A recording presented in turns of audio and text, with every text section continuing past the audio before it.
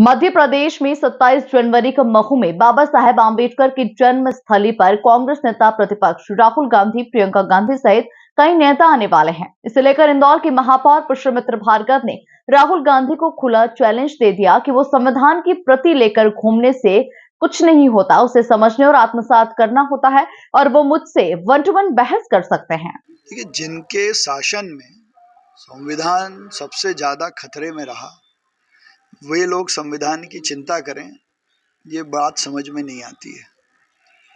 राहुल गांधी जी देश भर में संविधान की दुहाई देते हुए घूम रहे हैं। मैं उनको चुनौती देता हूं कि वो इस बात पर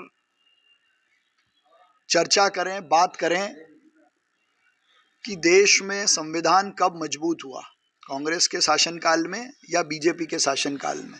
देश के प्रधानमंत्री श्री नरेंद्र मोदी जी ने जिस तरीके से संविधान के आधार पर इस देश को दुनिया में मजबूत करने का काम किया है, ये भारत की आज़ादी के बाद का स्वर्णिम काल है। केवल भ्रम फैलाने के लिए, लोगों को एक दूसरे से लड़वाने के लिए, खुद की वोट बैंक के लिए संविधान के नाम पर कांग्रेस और कांग्रेस के नेता जो कर रहे हैं, ये देश को तोड़ने का काम है। मैं राहुल गांधी जी को चुनौती देता हूं कि संविधान की जो मूल भावना है, जो उसका बेसिक स्ट्रक्चर है, उस पे वो हमसे बहस कर लें कि वो किसके काल में मजबूत हुआ है। इमरजेंसी उसका सबसे बड़ा उदाहरण है कि संविधान को कैसे ये लोग घोल के पी गए थे। आज इस देश में और मोदी जी के शासनकाल में एक भी काम ऐसा नहीं हुआ जो संविधान की मूल भावना के विपरीत हो। आज जब हम वन नेशन वन इलेक्शन की भी बात कर रहे हैं, तो संविधान के आधार पर ही वो होगा और देश हित में होगा।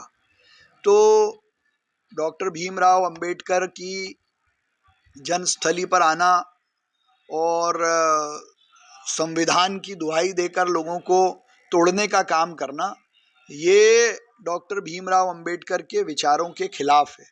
डॉक्टर साहब के विचारों को मूलभूत और सही तरीके से ज़मीन पर उतारने का काम यदि किसी ने किया, तो वो भारतीय जनता पार्टी के नेतृत्व वाली सरकार ने, चाहे वो अटल जी के समय की हो या प्रधानमंत्री नरेंद्र मोदी जी के समय की हो।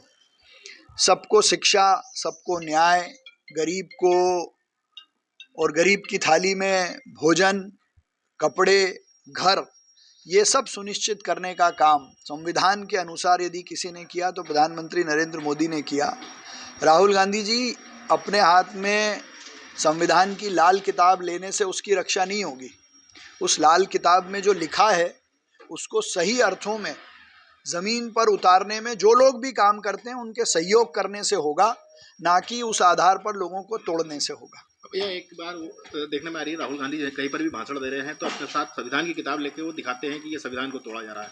तो लेकर मैं यही कह रहा हूँ कि वो लाल किताब जो वो हाथ में रखते हैं, उसको वो एक आध बार खोल के पढ़ लें, और खोल के ज़्यादा नहीं पढ़ें तो जो उसमें प्रीफेस लिखा है, शुरुआत के जो 1-2 पेज लिखे हैं, उसी को यदि वो पढ़ लेंगे तो लेखक ने बहुत सही और साफ शब्दों में लिखा है कि संविधान की रक्षा हो, देश के हर घर में ये संविधान पहुँचे और दोबारा इस देश में इमरजेंसी जैसा काला समय ना आए, तो ये संविधान बचा रहेगा। तो जिन लोगों ने इमरजेंसी लगाई, वो संविधान की रक्षा की बात करें, ये बात गले ऊंचे नहीं उतरती।